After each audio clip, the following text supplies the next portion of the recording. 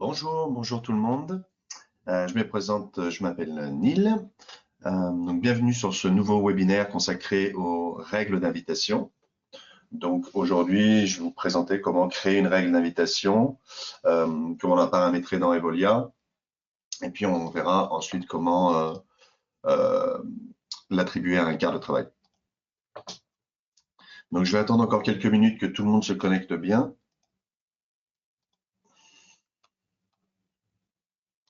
Et ensuite, on pourra commencer. Donc, sur ce webinaire, vous n'avez pas la possibilité de poser des questions via votre micro. Par contre, vous pouvez le faire sur votre menu sur la droite. Vous avez la possibilité d'écrire des questions écrites. Donc, vous pouvez tester pour voir si ça fonctionne. Et si vous pouvez juste me confirmer que vous m'entendez bien également, ça serait parfait.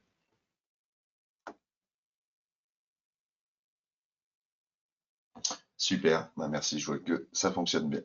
Donc, on va attendre encore quelques minutes et on va pouvoir commencer.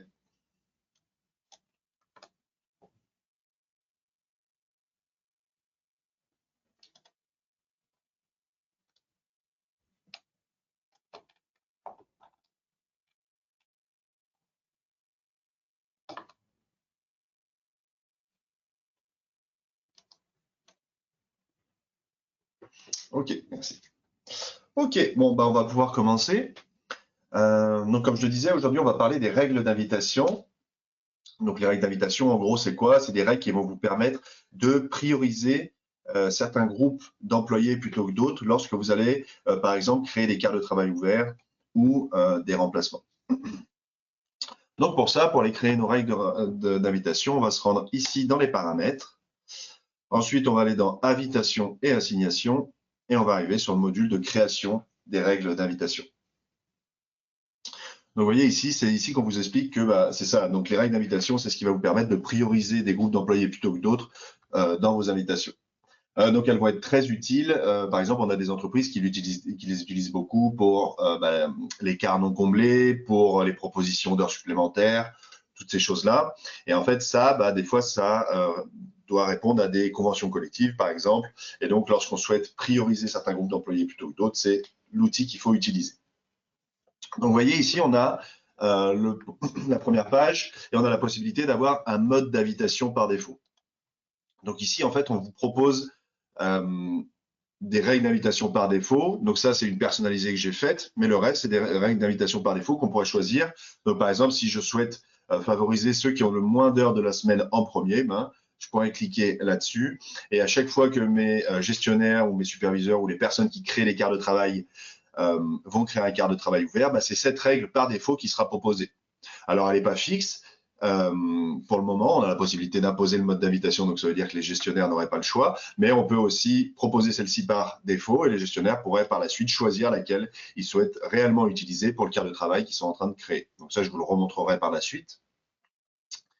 Mais donc, c'est ça. Donc, ici, on a plusieurs notions qui vont être importantes. Donc, on a le moins d'heures de la semaine en premier. Ici, on a le plus d'ancienneté en premier. Et je rappelle, l'ancienneté, c'est basé sur la date d'embauche de l'employé.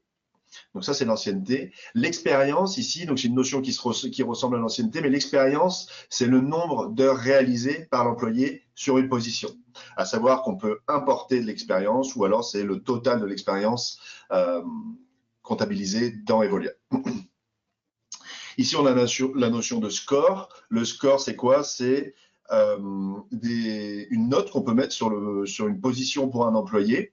Selon les entreprises, ça peut vraiment varier. C'est vraiment à la discrétion de l'entreprise de choisir qu'est-ce que définit le score.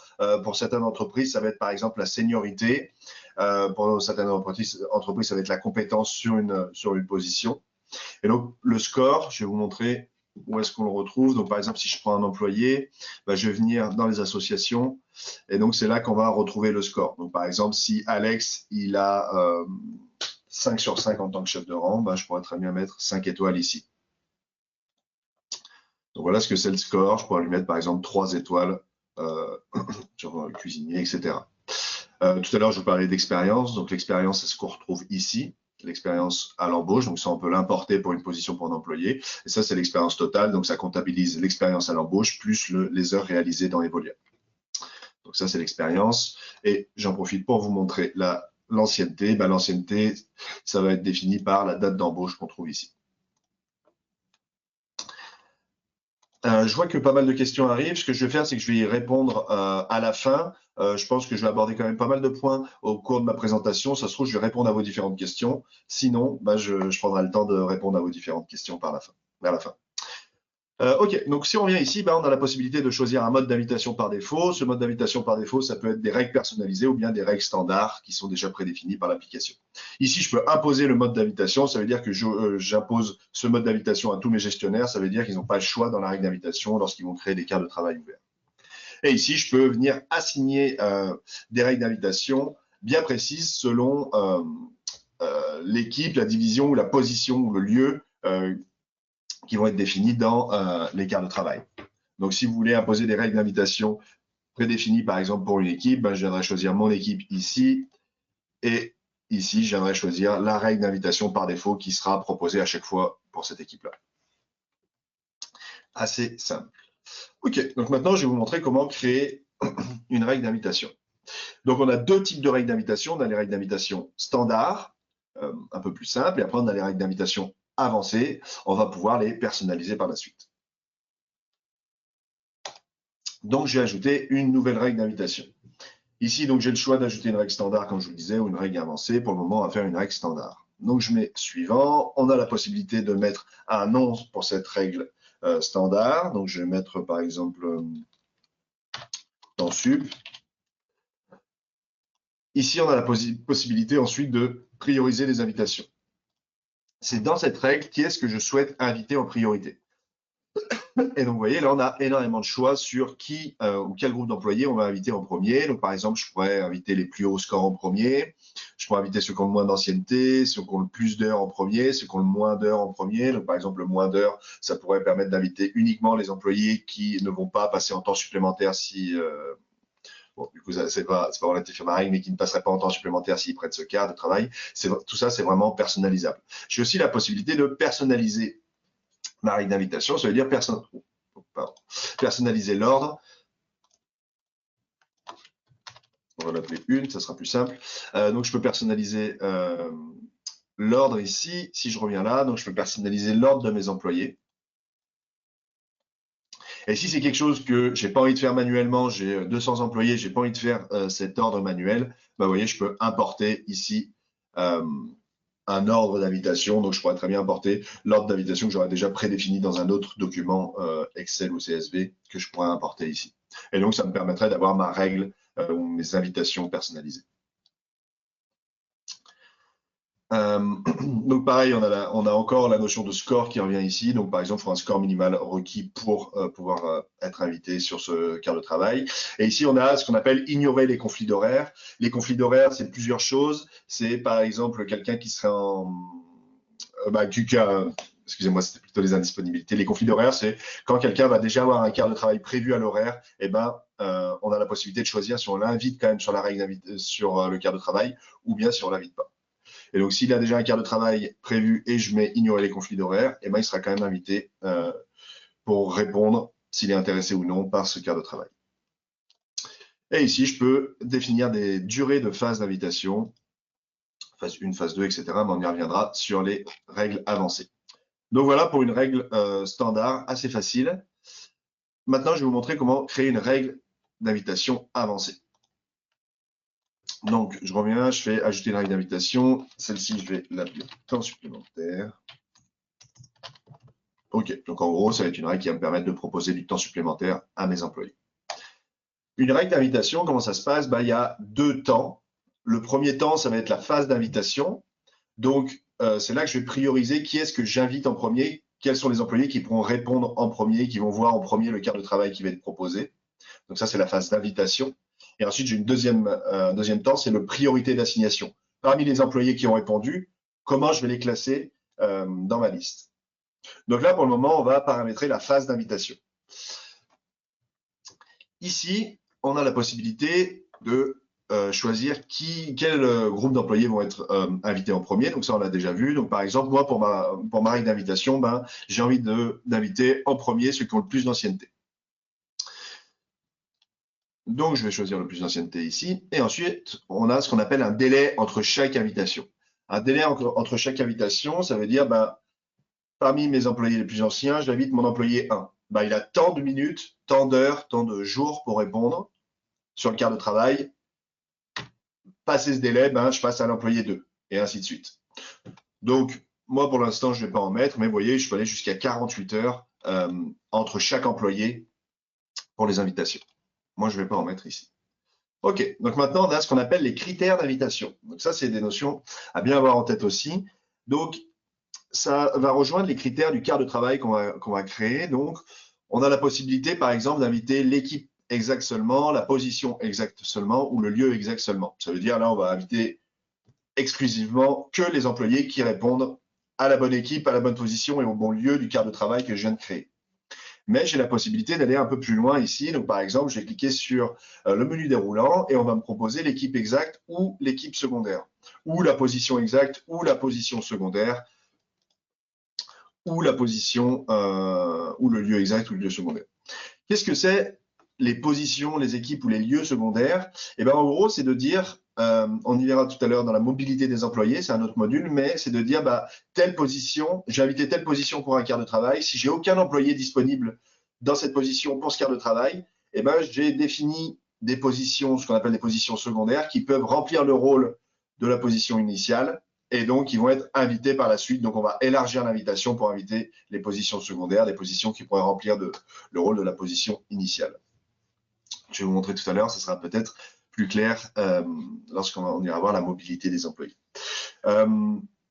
Donc moi, pour ma phase 1, je vais choisir mon équipe exacte seulement, ma position exacte seulement et mon lieu exact seulement. Donc j'ai envie de respecter les critères initiaux de mon quart.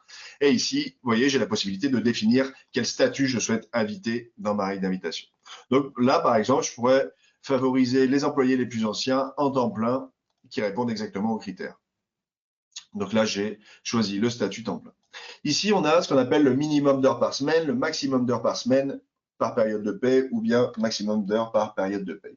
Et en gros, ça permet de définir, je souhaite inviter uniquement ceux qui ont tant d'heures pour éviter, encore une fois, qu'ils passent en temps supplémentaire. Ou alors, je veux favoriser ceux qui ont le moins d'heures de la semaine en premier. Je pourrais mettre le minimum, je pourrais définir un minimum d'heures par semaine, etc. Donc ça, ce sera à vous de le définir lorsque vous allez créer votre règle.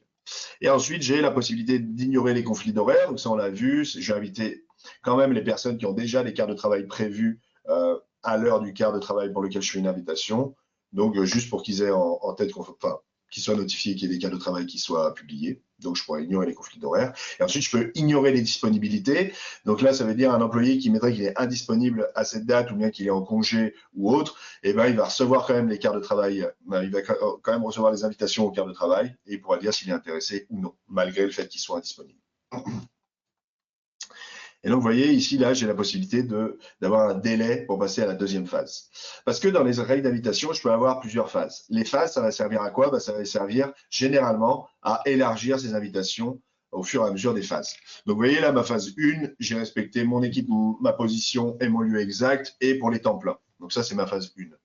Et pour ma phase 2, je pourrais dire, OK, après cette phase-là, je passe à une deuxième phase, et c'est là que je vais choisir d'élargir mon invitation. Donc là, je vais toujours choisir le plus d'ancienneté en premier. Pas de délai entre les invitations, mais ce qui va changer ici, c'est que je vais choisir de passer à la position secondaire. Ça veut dire que dans ma phase 1, j'ai trouvé personne. Et dans ma phase 2, je vais aller chercher plus large, d'une manière plus large, et je vais aller chercher d'autres employés qui pourraient remplir le rôle de la position 1. Et ici, je vais élargir aussi à tous les statuts pour inviter le maximum de personnes possibles sur ce quart de travail. Et là, je vais ignorer les conflits d'horaire et ignorer les disponibilités. Disons que là, j'ai vraiment besoin de trouver quelqu'un, donc je mets le maximum de chances de mon côté. Ici, on ne l'avait pas fait. OK, donc cette phase-là, elle va comporter, cette règle d'invitation, elle va comporter que 2 phases. Vous pourrez aller à autant de phases que vous voulez. À chaque fois, vous pouvez modifier des critères, des choses qui vont vous permettre d'élargir à chaque fois selon les différentes phases d'invitation. Vous pouvez aller aussi prioriser à chaque fois certains groupes d'employés selon les types de phases. Donc moi, je vais faire uniquement 2 phases d'invitation. Sachez que pour chaque phase d'invitation, vous pouvez aussi la devancer vous n'avez pas envie d'attendre que qu'il passe 24 heures pour atteindre votre seconde phase, bah, vous pourrez, sur le quart de travail, devancer la seconde phase. On le verra tout à l'heure. Donc voilà pour les phases d'invitation. Maintenant, on va passer à la priorité d'assignation. En gros, la priorité d'assignation, c'est parmi les employés qui ont répondu, qui étaient intéressés pour prendre le quart de travail, eh ben, je vais les classer. Ça va faciliter la tâche de votre gestionnaire pour éviter de dérouler parmi tous les employés qui ont répondu qu'ils étaient intéressés, de dérouler, d'aller assigner à l'employé qui le souhaite.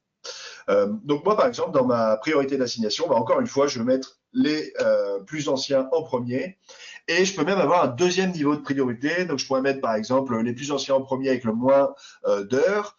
Dans la semaine, je pourrais mettre les plus anciens en premier avec le plus haut score. Donc, par exemple, je mets les plus anciens et je fais apparaître ceux qui ont 5 étoiles en tête de liste. Ou alors ceux qui ont répondu, par exemple, le plus rapide. Ça va être le plus ancien et celui qui a répondu le plus rapidement qui va apparaître en tête de liste. Donc, je vais faire ça. Et ensuite, vous voyez, ici, on a des groupes. Ces groupes-là, ça va permettre de classer vos employés. Pareil, parmi les répondants, classer vos employés selon des groupes. Vous savez, dans la phase d'invitation, on a créé différentes phases. Et ben, les groupes, ça va permettre de classer parmi tous ceux qui ont répondu durant les différentes phases, ça va permettre de classer ces employés-là. Donc, je pourrais avoir mon premier groupe où je dis que je vois uniquement ceux qui font partie de la bonne équipe, de la bonne position et du bon lieu. Je vais le voir dans le groupe 1. Moi, vu que j'ai une règle assez simple, je ne vais pas forcément faire de groupe, mais vous pourriez. Quoi que je vais faire un premier. Je vais faire un premier groupe quand même. On va faire un groupe temps plein et ensuite on fera un deuxième groupe où c'est tout le reste. Ici, on a une nouvelle notion qui apparaît, c'est le respect des heures maximum. Les heures maximum, c'est les heures qu'on peut mettre dans le profil de l'employé où il ne doit pas passer un certain nombre d'heures par semaine ou par période de paye. Et ben, si on souhaite qu'on ne dépasse pas ce nombre d'heures, on a juste à cliquer là-dessus. Moi, pour le moment, pour ma règle d'invitation, je ne vais pas l'utiliser. OK, donc ma priorité d'assignation, j'ai fait 2 groupes. Et ensuite, on a la possibilité d'avoir une assignation automatique. Là, l'objectif, c'est de soulager encore plus la tâche des gestionnaires lorsqu'ils vont créer des règles d'invitation. Bah, ça veut dire qu'on a la possibilité de même pas s'occuper de à qui on va assigner le quart. Ça veut dire que selon tous les paramètres qu'on a prédéfinis, donc aussi bien dans la phase d'invitation que dans la priorité d'assignation, bah, je pourrais faire confiance au système et je dis bah, tant d'heures avant le début du quart, eh ben, je vais l'assigner automatiquement. Ça veut dire que parmi, par exemple, si je mets 6 heures avant le début du quart, parmi tous les répondants, eh ben, on va prendre celui qui arrive en tête de liste et on va l'assigner 6 heures avant le début du quart de travail. Ou alors, je peux avoir la même logique et je peux dire parmi tous ceux qui ont répondu, ben, je souhaite assigner le quart de travail 24 heures après la publication de mon quart de travail ouvert. Ça va permettre, donc, comme je vous disais, d'apporter un petit peu plus d'autonomie et d'automatisation sur vos règles d'invitation.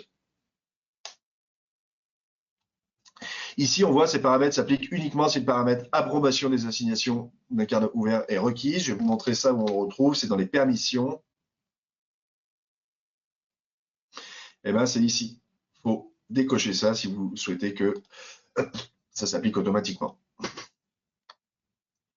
Donc, je vais sauvegarder, puis on va aller tester cette règle-là.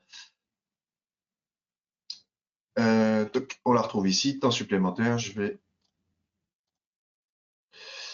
supprimer ça. Je vais m'assurer. Dans la deuxième phase, je vais mettre position secondaire. Parfait.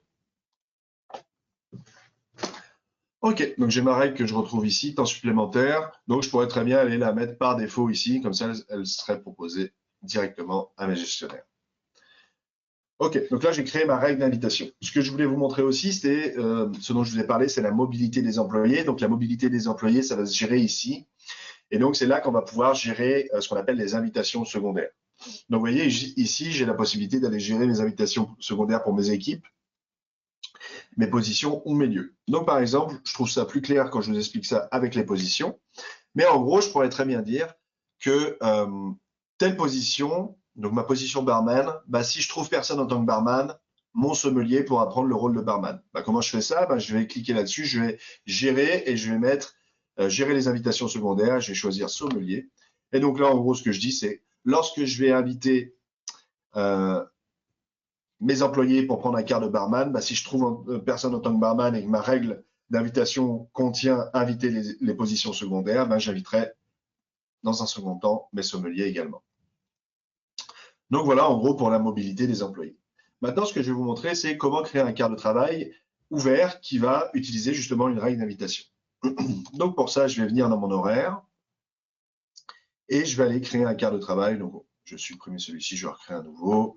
Je vais aller créer un quart de travail ouvert. Donc j'ai la possibilité soit de cliquer sur le petit plus ici et de choisir un quart de travail ouvert ici, ou bien de cliquer sur le plus ici et venir créer un quart de travail pour mes employés. Je vais partir d'ici, comme ça me choisit déjà le jour pour lequel je souhaite le créer. Ok, donc je vais créer un quart de barman de 9h à 17h. Hop, on va choisir l'équipe salle, la position barman et le lieu. Tac, tac, tac. On va choisir ce lieu-là. J'en ai 9. Ok, donc là, je viens de créer mon quart de travail. Ensuite, j'ai la possibilité de voir mes paramètres de publication. Donc là, ici, je choisis d'offrir le quart de travail ouvert à des employés. Et ici, je viens choisir ma règle d'invitation. Donc, vous voyez, ici, c'est ma règle d'invitation par défaut qui est choisie. Mais je pourrais très bien choisir une autre règle d'invitation que je souhaiterais utiliser. Ici, je peux encore compléter ma règle en mettant un score minimum. Je ne l'ai pas forcément défini dans ma règle, mais je souhaite ajouter pour ce quart de travail en particulier un score minimum. Et donc, je viendrai le définir ici. Et vous voyez, ici, j'ai mes 9 employés qui sont invités. Donc là, on a plusieurs informations. Donc là, j'ai tous les employés qui répondent aux critères du quart de travail et qui répondent aux critères de la règle d'invitation.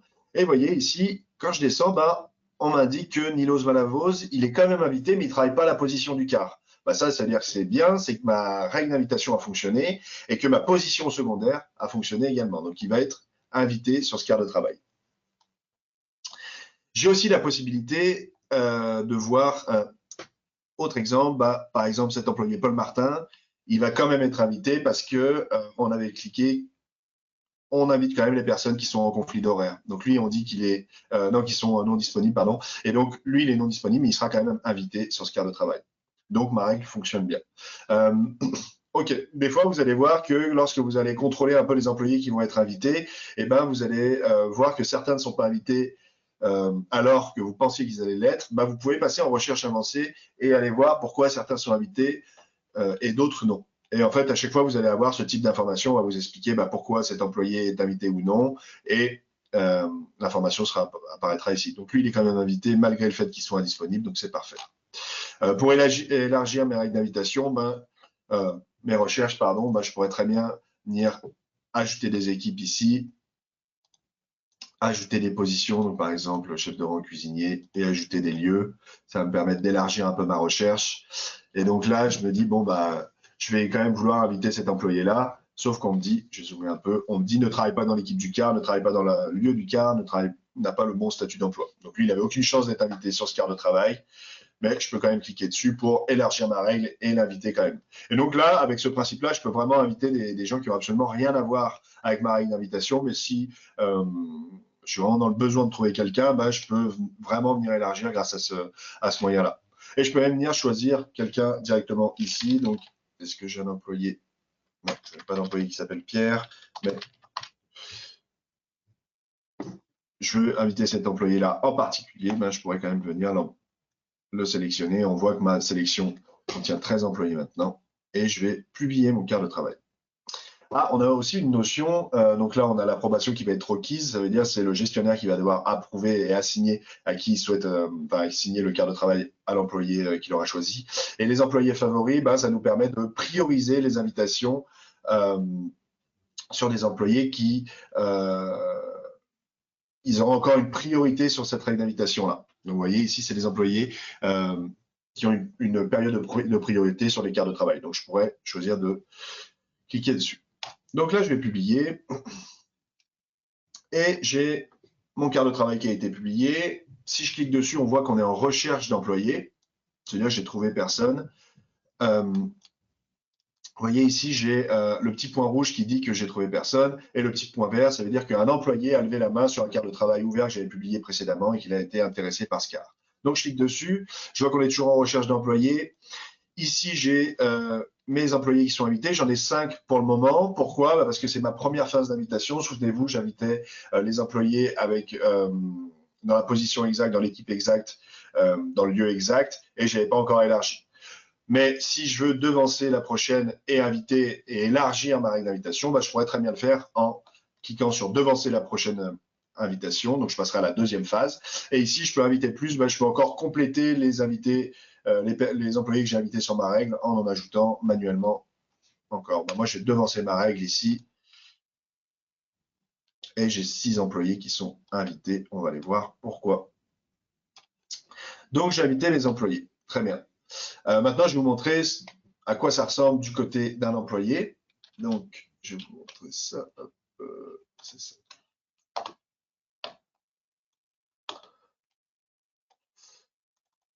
Donc, vous voyez ici, j'ai la vue d'un employé.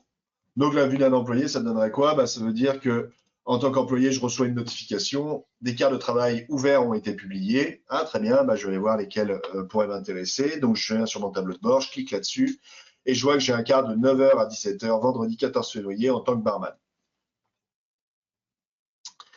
Donc, moi, j'avais déjà cliqué que j'étais intéressé sur ce quart de travail-là. Parfait.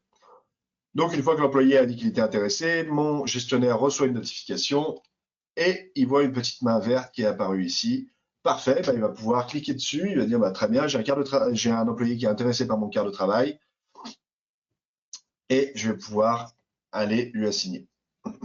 Alors par contre, ah oui, c'est que j'avais mis un délai, donc je vais devancer, comme ça j'aurai tout le monde qui va être invité. J'ai mis un petit délai entre chaque invitation. Donc si je reviens en tant qu'employé, ici, ok, donc ça c'était mon quart précédent, pardon. Donc là, j'ai bien été invité sur ce quart de travail suite aux différentes phases d'invitation, aux différents critères de la règle. J'ai enfin été invité sur le quart de travail du samedi 15. Et ben, je vais pouvoir cliquer dessus, je vais voir les informations, est-ce qu'il me convient, oui ou non, et je vais pouvoir cliquer sur intéresser. Vous voyez ici, on a la liste des invités, c'est-à-dire qu'en tant qu'employé, je vois qui a été invité sur le quart de travail. Ça, dans les paramètres de confidentialité, j'ai la possibilité de le cacher. Si vous souhaitez que vos employés ne voient pas qui sont les autres employés invités sur les quarts de travail, ben on a la possibilité de le cacher dans les règles de confidentialité. On les retrouve ici, les règles de confidentialité. Et je pourrais très bien masquer les invitations. Ça veut dire que les autres employés ne verraient pas qui a été invité sur ce quart de travail. Ok, et ben donc pour ce cas, moi je vais dire que je suis intéressé. Je vais mettre disponible. Et mon gestionnaire va recevoir cette notification-là. Donc là, j'ai cliqué que j'étais intéressé. Dans mon tableau de bord, on me le montre. Et quand je reviens à l'horaire, bah, j'ai mes 2 quarts de travail pour lesquels j'ai montré mon intérêt qui apparaissent ici. Mais ils ne sont pas encore attribués, ils sont encore en quart de travail ouvert. Donc, en tant que gestionnaire, ben, si je reviens sur mon tableau de bord, j'ai reçu des notifications qui me disent bah, il y a des quarts de travail qui ont été proposés aux employés. Ensuite, j'ai la possibilité de venir approuver ou non les quarts depuis cet endroit-là. Et donc, on va le faire depuis l'horaire. Donc, si je reviens ici, eh ben, j'ai mes employés qui ont répondu pour prendre le quart de travail. Ici, j'ai mon employé qui a dit qu'il était intéressé pour ce quart de travail, donc je pourrais lui assigner. Alors attention, ne cliquez pas sur prendre le quart de travail qui apparaît ici. C'est en gros, ça donne envie de cliquer, mais il ne faut pas le faire parce que ça voudrait dire qu'on s'attribue à nous-mêmes le quart de travail. Donc, c'est-à-dire que je vais m'auto-assigner ce quart de travail si je clique sur prendre le quart. Moi, je veux l'assigner à mon employé Nilos Malavos, donc je pourrais lui assigner ici. Donc là, c'est simple parce que j'ai que quelques employés qui ont répondu, mais j'ai la possibilité de voir tous les employés qui ont répondu sur ce quart de travail. Donc pour ça, ben, je peux cliquer sur télécharger le rapport d'invitation et ce rapport d'invitation, ça va me permettre de voir de manière très précise quels sont les employés qui ont vu le quart, quand est-ce qu'ils ont répondu, etc. Donc pour ça, je télécharge le CSV, je viens le rendre plus lisible de cette manière-là. Tac. Donc ici, je vois tous les employés qui ont été invités sur mon quart précédent. Donc c'était le quart de travail que j'avais créé précédemment pour le vendredi. J'ai la date d'invitation pour ce quart de travail, pour quelle équipe, quelle position, quel lieu. Et vous voyez ici, j'ai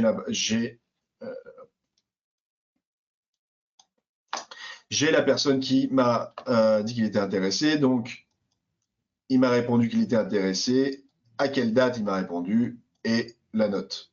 Et ici, vous avez la possibilité de voir en détail quel employé, enfin, qui sont les employés qui l'ont vu dans l'app, est-ce qu'ils ont ouvert le courriel, est-ce qu'ils ont ouvert le SMS, etc. Donc, ça permet de vraiment solide pour vérifier si vous avez bien invité tous les employés à la bonne heure, si l'ordre d'invitation a été respecté. C'est quelque chose qui vous permet de contrôler tout ça. Donc ça, c'est le rapport des invitations.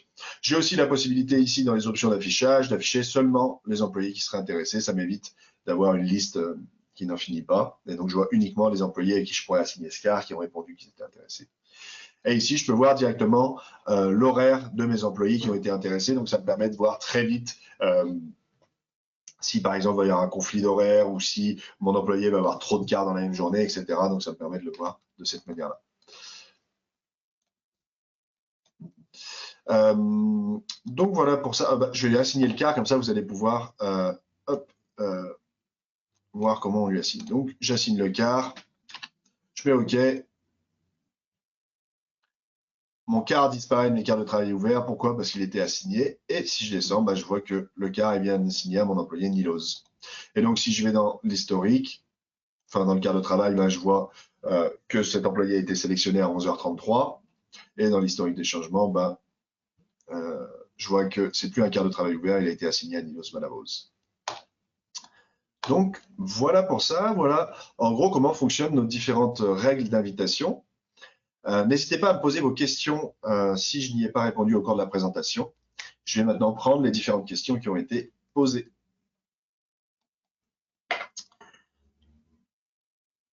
Ok, donc une question qui est beaucoup revenue, c'est en effet ce webinaire sera enregistré. Vous pouvez le retrouver très facilement dans nos différents enregistrements sur notre site internet. Donc, vous pouvez retrouver tous nos webinaires passés et futurs ici. Donc, si vous allez sur la plateforme, vous pouvez retrouver nos webinaires ici. Et donc là, c'est les prochains. Et vous avez tous les passés qui sont ici. Aujourd'hui, on a parlé des règles d'invitation et je vous disais que ces règles d'invitation, elles vont être utiles dans les quarts de travail ouverts, les remplacements et les différents, donc dans les quarts de travail et les remplacements. Et donc, on fait un prochain webinaire à ce sujet-là la semaine prochaine. Donc, si jamais vous êtes intéressé, vous pouvez vous inscrire directement ici. Et donc, les règles d'invitation sont utilisées pour ces différentes actions. OK. Est-ce que les employés voient leur score ou seulement le gestionnaire? Alors, c'est seulement le gestionnaire qui va voir le score des employés. Donc, si je reviens ici, tout à l'heure, on a parlé du score des employés. Je vous le montrais, c'est quand je clique sur un employé, je vais venir associer un score directement à une position. Donc, mon employé Alexandro, lui, il va avoir 4 sur 5 sur cette position-là. Donc, je peux le faire de cette manière, manuellement, sur chacun des employés, venir l'ajouter manuellement. Mais bon, ça paraît très long. Si on a beaucoup d'employés à faire, ça peut paraître très long. Et sachant qu'un score est associé directement à une position, si les employés ont plusieurs positions, ça peut prendre un peu de temps. Pour ça, je vous propose des rapports qui sont ici. Donc, vous avez la possibilité d'importer des informations liées aux positions. Et donc, en gros, là, quand je clique là-dessus, je peux télécharger un fichier gabarit. Donc, en gros, c'est le fichier Excel qu'il va falloir réimporter.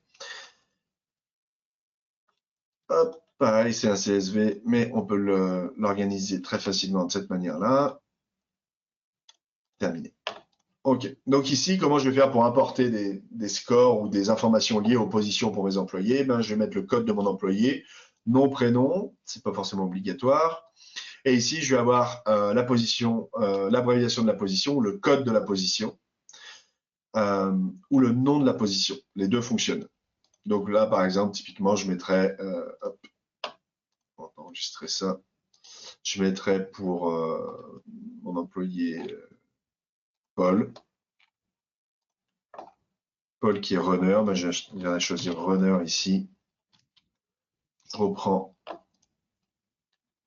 ma position, je vais le mettre comme ça. Je vais choisir le code de Paul. Il n'a pas de numéro d'employé. On va lui mettre. Hop, 555. Je mets son code. Je mets le nom de la position et je vais mettre 5 sur cette position-là. position score. Donc ça, c'est le score concernant la position. Et je peux mettre, par exemple, de l'expérience initiale. Tout à l'heure, on a parlé. L'expérience, c'est le nombre d'heures réalisées. Donc, je peux mettre 150 heures. Moi, ce que je préfère faire lorsque je vais importer un fichier, c'est que je le fais directement dans Google Sheet parce que c'est plus adapté à mes CSV. Mais vous pouvez très bien le faire dans Excel. Donc, je vais le faire directement ici. Hop. Je vais copier-coller mes colonnes. Je vais télécharger en tant que CSV. Une fois que c'est téléchargé en tant que CSV, je vais pouvoir l'importer dans mes dossiers d'employés. Donc, je viendrai ici, importer des informations liées aux positions. Je peux mettre à jour les données existantes. Je vais joindre mon fichier. Donc, je retrouve mon CSV qui est ici. Je l'ouvre, suivant. Et donc, on voit que je vais mettre à jour uniquement mon employé 555. Et on va voir si ça marche. Skills code doesn't exist. Ah, il faut que je mette mon code d'employé. Mon code de position. Donc, on va essayer runner. C'est bizarre, je vais contrôler ça, mais normalement, on va mettre juste le code. On va tester comme ça. Donc, je mets mon code de position.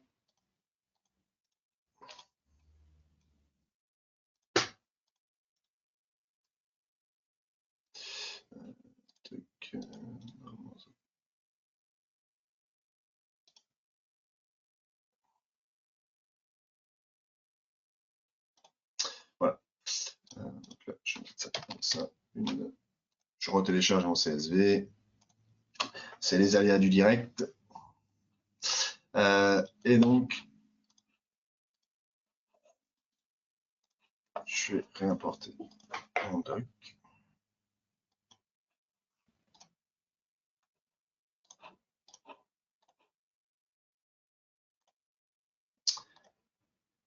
Ok, donc je vais retourner voir Paul Martin. Mon import a fonctionné. Je vais voir mon employé Paul Martin. Et donc, vous voyez, ça a fonctionné pour la position runner. J'ai 5 étoiles et j'ai mes heures à l'embauche qui ont été inscrites. Donc, voilà comment mettre à jour les différentes positions des employés. C'était des notions un peu plus larges que la règle d'invitation, mais c'est toujours utile d'avoir ça en tête au quotidien. OK.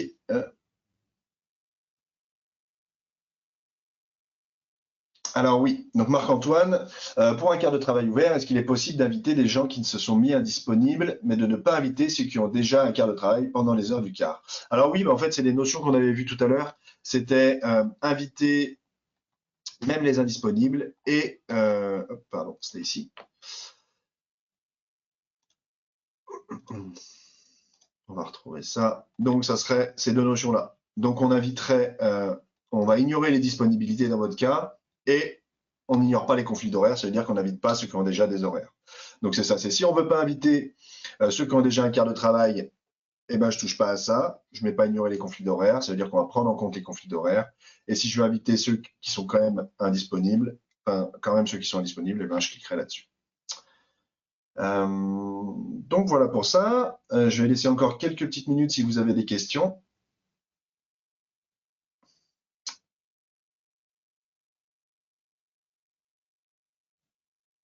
Ok, écoutez, je vois qu'il n'y a pas d'autres questions. Écoutez, merci à tous d'avoir participé à ce webinaire. Si vous avez encore des questions un peu plus précises ou si vous avez des incompréhensions, je vous laisserai contacter directement vos différents CSM. Donc soit Julie Mathieu, soit Gabriel Forget, soit moi-même. Et ça nous fera plaisir de vous répondre ou de vous accompagner pour créer vos propres règles. Comme je vous le disais, ce webinaire, vous pouvez le visionner directement depuis notre site web dans la partie webinaire et vous pouvez vous inscrire directement pour le prochain webinaire qui consistera à vous présenter les quarts de travail ouverts, les remplacements et les échanges où les règles d'invitation ont une place très importante là-dedans. Et je vous souhaite une très bonne journée, une bonne fin de semaine. À bientôt. Au revoir.